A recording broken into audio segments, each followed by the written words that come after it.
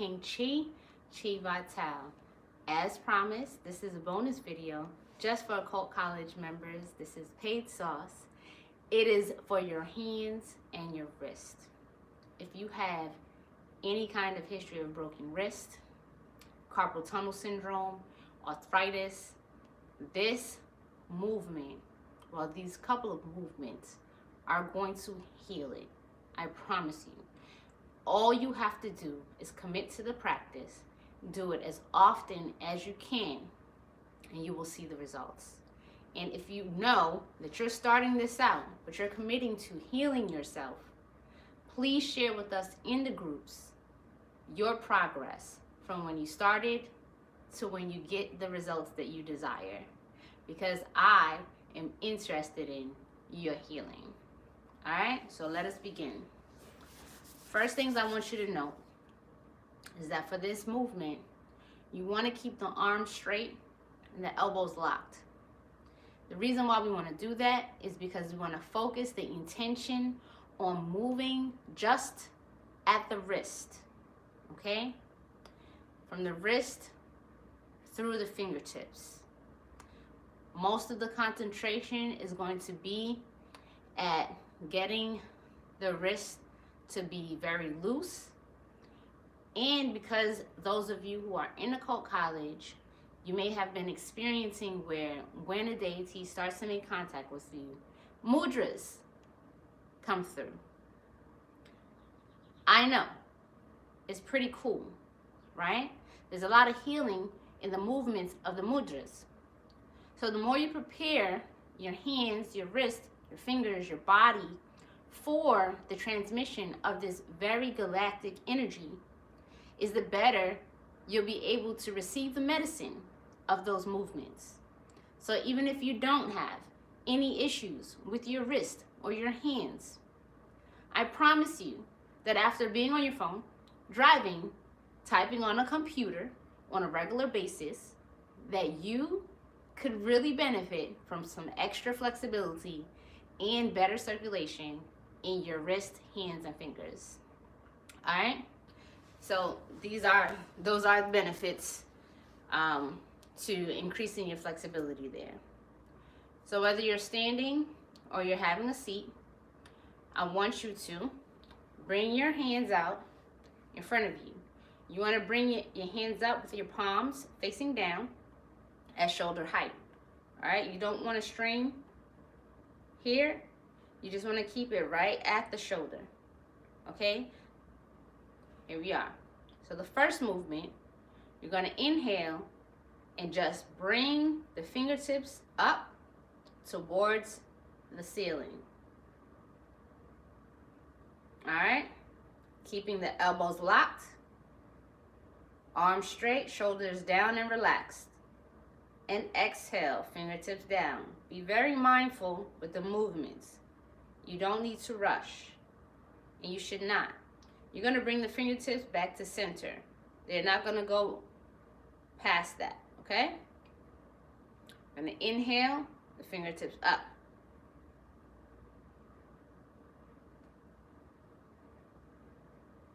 And then you're going to exhale, then back to center. All right? You're only going to do that 2 times. The next movement, you're going to go towards the left with the fingertips. All right, to the side. So you're going to inhale, fingertips to the left. Exhale, bring it center.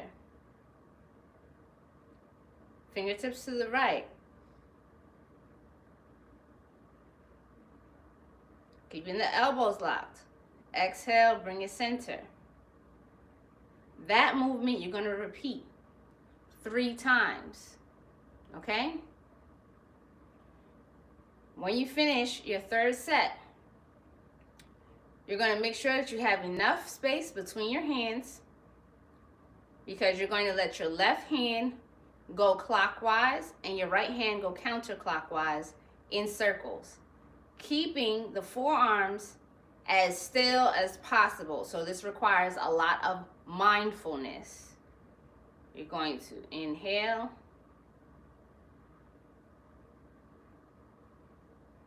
Exhale. Back to center. Inhale.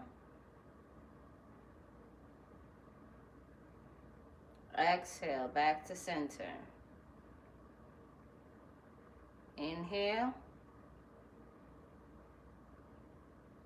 Back to center. Now, you're going to go in the opposite direction for each hand. Inhale. Exhale out. Inhale.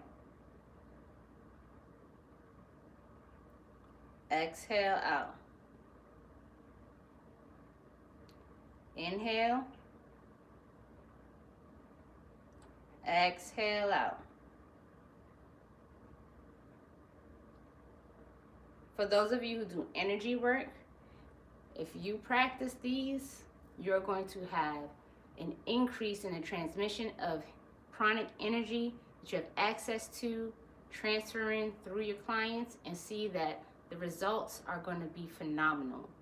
Thank me later, because your clients will be thinking you must be some type of supernatural being, because the energy that you can transmit is through the roof. Okay? So here we are. The first thing you're going to change, all right, to move into the next movement. You know, if you feel tired at all, or you feel like the heat is too much and you feel like you're straining, just a gentle stretch, okay? Okay, to get things moving out. It's totally fine. Even if you feel in your shoulders, a few circles, shake it out, okay? And then go again. You do not need to strain through the movements. Over time, you will build up your endurance to be able to move through all the movements with grace and ease, and feel and maintain the energy that is flowing. It's totally natural if you feel a burning sensation and you need to pause. What I will share with you, which is a secret, to being able to maximize on feeling blissful energy and maintaining that level of ecstasy that you will start to feel energetically, is that when you feel like you're kind of burning out, rather than just dropping the movement, take your time. So let's say, for example, you're in this movement and you're starting to feel like the energy is really, really picking up, and it kind of hurts a little bit, right? Rather than going, oh, golly, that is hot, that hurts. No. You want to always be in a state of mindfulness, and you want to always be the director of the energy in your body. So if you get to a place where you feel that kind of resistance, you want to keep in mind that you are becoming an energetic vessel for a living divinity on this planet. Okay? You're tapping into and activating your divinity. All right? Imagine if we went to these divinities that we think are outside of ourselves, and they go, oh, what a task. That's not where we're going. All right? So give yourself the gift of going, ooh, that's hot. Slowly breathe in. Relax. Exhale. And take the breath that's exhaling and intentionally direct the energy to flow through and spread out. Okay? In this case, you can ask the energy to either come inside, so you're here, right? You can breathe in that warmth and go, breathe it in. And then as you exhale, rotate it, circulate it through your fingertips so that you maintain this flow of energy. Now I'm going to go into the final movements. Press 1 in the chat if you're watching the replay, and let me know that you're ready to move on. I'll give you just a moment.